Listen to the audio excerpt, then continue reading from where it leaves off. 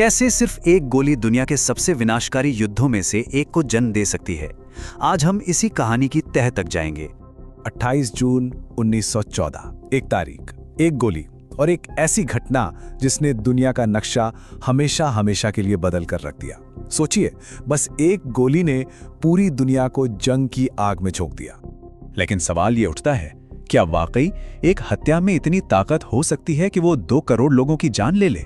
असल में जवाब इतना सीधा नहीं है। कहानी इससे कहीं ज्यादा गहरी और उलझी हुई है और आज हम उसी की पड़ताल करने वाले हैं। तो चलिए कहानी की शुरुआत वहीं से करते हैं जहां से ये चिंगारी भड़की थी, साराजेवो में आर्च ड्यूक फ्रांस फर्डिनेंड की हत्या से। अब जरा उस दिन की घटनाओं के इस सिलसिले को देखिए। ये किसी फिल्म की कहानी से कम नहीं है। सुबह 10:10 पर एक बम फेंका जाता है, लेकिन निशाना चूक जाता है। इसके बाद आर्च ड्यूक तय करते हैं कि वो अपना रास्ता बदलकर अस्पताल जाएंगे। और फिर किस्मत का खेल देखिए, ड्राइवर एक गलत मोड़ ले लेता है और गाड़ी ठीक एक दूसरे हत्यारे के सामने जाकर रुक जाती है, बस कुछ फीट की दूरी पर। यह सब महज एक इत्तेफाक था, एक ऐसा इत्तेफाक जिसने दुनिया का इतिहास बदल दिया। तो ये गोली चलाने वाला गैवरिलो प्रिंसिप चाहता क्या था? उसका मकसद बिल्कुल साफ था। वो ऑस्ट्रो हंगेरियन साम्राज्य की गुलामी से आज़ादी चाहता था और सभी दक्षिण स्लाव लोगों के लिए एक देश का सपना देखता था। तो ये हमला सिर्फ एक आर्च ड्यूक पर नहीं था, ये एक पूरे साम्राज्य के खिलाफ बगावत का ऐलान था। लेकिन फिर वही सवाल, क्या एक अकेले इंसान का काम इतनी बड़ी जंग की वजह बन सकता है? जवाब है बिल्कुल नहीं। असली वजह तो वो बारूद का ढेर था जिस पर पूरा का पूरा यूरोप दशकों से बैठा हुआ था, बस एक चिंगारी का इंतजार कर रहा था। इसे ऐसे समझिए, हत्या तो बस वो माचिस की तीली थी जिसने आग लगाई। असली मुद्दा तो वो बारूद का पहाड़ था जो सालों से इकट्ठा हो रहा था। ये कोई अचानक हुई घटना नहीं थी, इसकी जमीन कई दशकों से तैयार की जा रही थी।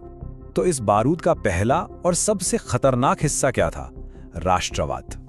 और ये कोई आम देश प्रेम नहीं था, ये एक आक्रामक, एक उग्र किस्म का राष्ट्रवाद था। ये सोच कि हमारा देश, हमारी नस्ल दूसरों से बेहतर है। और इसी सोच ने बड़े बड़े साम्राज्यों के अंदर अलग अलग गुटों को अपनी आजादी के लिए लड़ने पर मजबूर कर दिया था। फिर आता है दूसरा कारण, साम्राज्यवाद। मतलब दुनिया की बड़ी ताकतों के बीच ज्यादा से ज्यादा देशों पर कब्जा करने की होड़।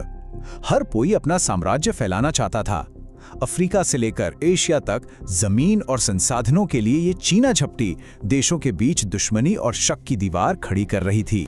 और तीसरा कारण था सैन्यवाद यानी मिलिटरिज्म। सीधी सीधी भाषा में कहें तो हथियारों की एक अंधी दौड़ चल रही थी। हर देश अपनी फौज को बड़ा और पहले से ज्यादा ताकतवर बनाने में लगा था। नए नए हथियार बन रहे थे और ये सोच आम हो रही थी कि भाई कोई भी मसला सुलझाना हो तो जंग ही सबसे अच्छा रास्ता है। ये माहौल कितना खतरनाक था इसका अंदाजा लगाना मुश्किल नहीं है।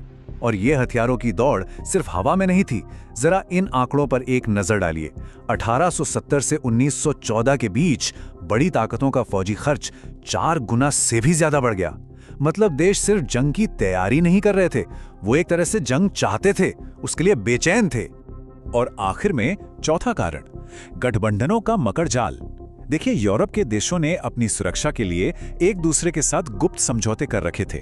कागज पर तो ये रक्षा के लिए थे, लेकिन असल में इन्होंने एक ऐसा जाल बिछा दिया था कि अगर कोई एक तार भी खिंचता तो पूरा का पूरा महाद्वीप इस जंग में खिंचा चला आता। तो आइए अब देखते हैं कि ये डोमिनो इफेक्ट काम कैसे किया, कैसे एक छोटी सी चिंगारी ने इन गठबंधनों की वजह से पूरे यूरोप में आग लगा दी। तो 1914 आते आते यूरोप में 2 टीमें साफ साफ बन चुकी थी।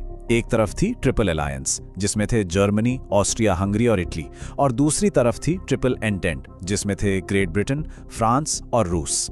ये दोनों ही गुट एक दूसरे को शक की नजर से देखते थे और बस मौके की तलाश में थे। और फिर वो डोमिनोज गिरना शुरू हुए, एक एक करके। देखिए कैसे। सबसे पहले ऑस्ट्रिया हंगरी ने सर्बिया पर युद्ध का ऐलान कर दिया। सर्बिया की रक्षा के लिए रूस अपनी सेना लेकर आगे आ गया। अब क्योंकि जर्मनी ऑस्ट्रिया का दोस्त था, उसने रूस और उसके दोस्त फ्रांस दोनों के खिलाफ जंग छेड़ दी। और फिर फ्रांस पर हमला करने के लिए जर्मनी ने बेल्जियम पर धावा बोल दिया। बस इसी एक कदम ने ब्रिटेन को भी इस लड़ाई में खींच लिया। देखा, एक के बाद एक सब इस जाल में फंसते चले गए। और बस कुछ ही हफ्तों में वो बारूद का ढेर जिसकी हम बात कर रहे थे धधक उठा। स्टेज सेट हो चुका था। एक ऐसी जंग के लिए, एक ऐसी तबाही के लिए जो दुनिया ने इससे पहले कभी नहीं देखी थी। और ये लड़ाई सिर्फ यूरोप तक ही सीमित नहीं रही, बहुत जल्द ये एक वर्ल्ड वॉर बन गई। ऑटोमन साम्राज्य ने जर्मनी और ऑस्ट्रिया का साथ दिया, तो दूसरी तरफ आगे चलकर अमेरिका भी ब्रिटेन और फ्रांस के साथ आ खड़ा हुआ। देखते ही देखते पूरी दुनिया इस जंग का मैदान बन गई। और इस सब का नतीजा, इसकी कीमत क्या थी? कीमत थी लगभग 2 करोड़ जानें, 2 करोड़ सैनिक और आम नागरिक। ये सिर्फ एक आंकड़ा नहीं है, ये उन सभी राजनीतिक गलतियों, उस नफरत और उस हथियारों की दौड़ का एक भयानक, दुखद अंजाम था।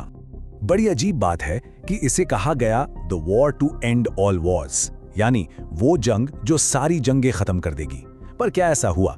असलियत तो ये है कि इसी जंग की राख से वो चिंगारियां निकली जिन्होंने सिर्फ 20 साल बाद एक और इससे भी ज्यादा भयानक दूसरे विश्व युद्ध को जन्म दिया। ये एक ऐसा सवाल पीछे छोड़ जाता है कि क्या इंसान इतिहास से कभी कुछ सीखता भी है?